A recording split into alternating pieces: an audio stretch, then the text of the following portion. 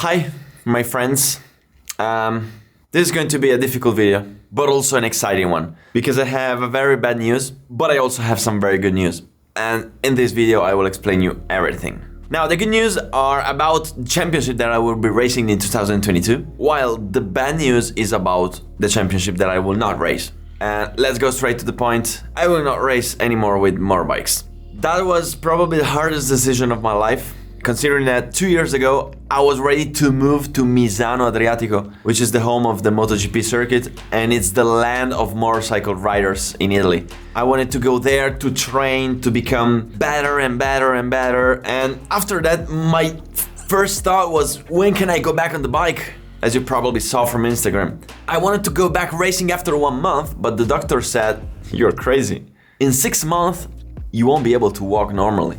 After 3 months, I got back on the bike, but I understood that they were right. It was impossible to ride, so much pain in the ankle, and today, still after 2 years, I can't walk properly.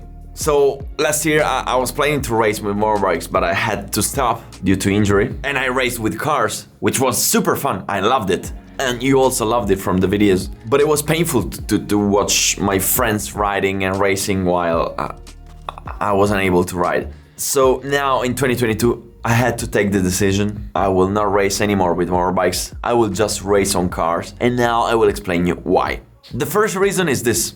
I don't compete for fun. I compete for win. I mean, riding a bike or driving a car on track is for me the best thing in the world. But the thing is that even better than this is racing and winning. I am competitive by nature. And if we think about motorbikes, will I ever be able to be competitive in a world championship? Short answer, no.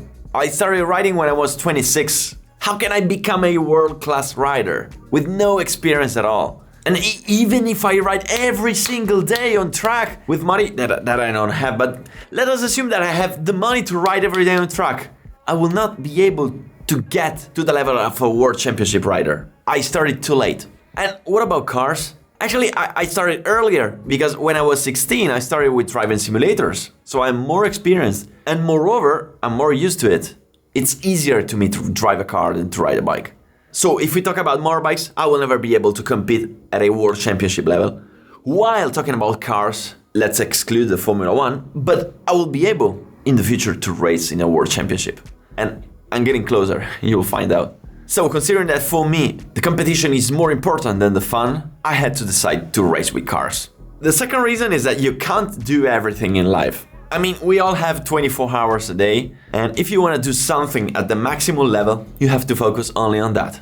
Now, I'm already working very hard on YouTube, and the spare time that I have needs to be dedicated only to cars or to motorbikes. That's why I will be racing only with cars. The third reason is the risk factor. Motorsports in general is dangerous, but motorbikes are more dangerous than cars. And considering that I'm not paid to race, but I need to work in order to get the money to race, if I get injured during a race, I will not be able to work to pay for those races, and I will lose the sponsors. Not only, I have a company. If I get injured and I cannot race, what do I say to my collaborators? Guys, you won't get paid for 3 months because there's no work to do because I'm injured. I just can't. And the fourth reason is the ankle. Unfortunately, it still hurts a lot. There's no cure. I can't even do jogging. I can't do any sports anymore. And that's really hard to ride like that. So these are the reasons why I quit racing with motorbikes. I wanted to share them with you because you saw this international channel growing and you've been supporting me since the beginning. And I loved to share with you how things are going. Now, let's move on the good things. Where will I race this year? So this year, I decided to race only in 2 championships, not like last year when I've been racing in 3. And I will also do 2 or 3 wildcards. This year will be very important for my racing career, because for the first time in my life, I will do an international championship at a super high level. So let's see where I will be racing this year. The first championship that I will do was a very hard choice because I had to choose between the Legend Cars Italian Championship and the Formula Predators Italian Championship. It was a very hard choice because both of them were super fun to drive, both of them made some of the best races of my life, but the final choice was the Legend Cars Italian Championship.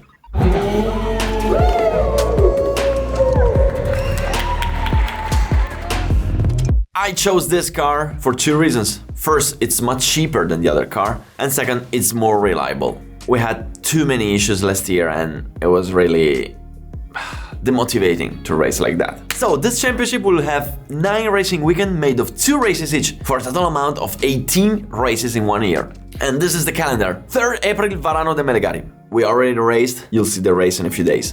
20th of May, Magione. 10th July, Vallelunga. 11th September, Varano. October the 1st, Cervesina. October 16th, Modena. October the 30th, Monza. 20th November, Mugello. I listed only 8 because we're waiting for the 9th, we still don't know where. And unfortunately this year will be even more difficult than last year because I will be forced to skip Monza. That will be one of the most annoying thing in my life. I would have loved to race in Monza, but I have another race, so that's it. Luckily in this championship everyone is forced to discard 4 races, so I still can win the championship, but it will be harder. Now, before moving on the very important championship, I will announce you now the wild cards that I'll do. The first one will be in the BMW M2 CS racing in Monza, and we will be racing in the next weekend. I can't wait for that. I will drive the car without testing, so it will be a nice challenge. The second wild card will be on a super strange car, which is the Yamaha YXZ 1000R. I tried it during a test. It was super fun, like a rally car.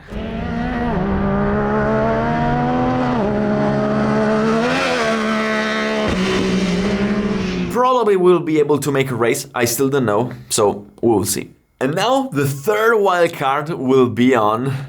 Guys, get ready.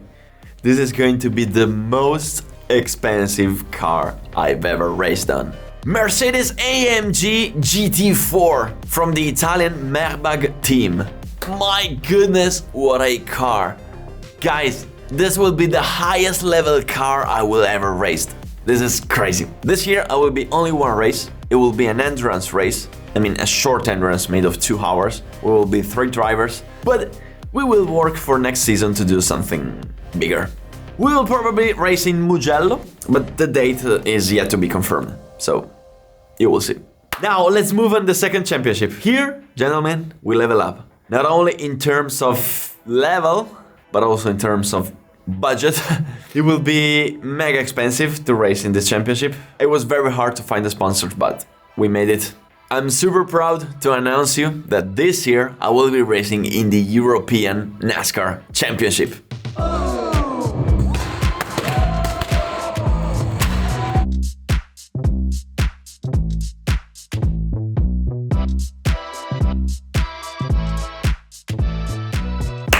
Guys, look at that! Look at this car!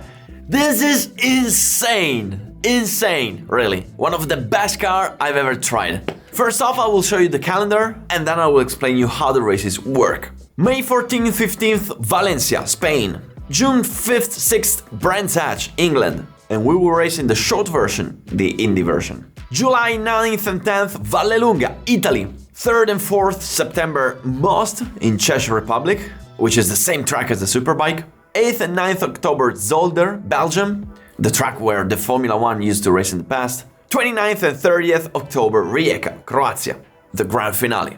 The first thing you need to know is this. Unfortunately, I won't be able to use the number 54 because it was already taken. So I will be racing with the number 88. Remember that this is the car. Luckily, I will be racing with one of the best teams out there, which is Cal Racing. They won 33 races out of 99, so a good average. So the car is good. Let's hope that also the driver will be good.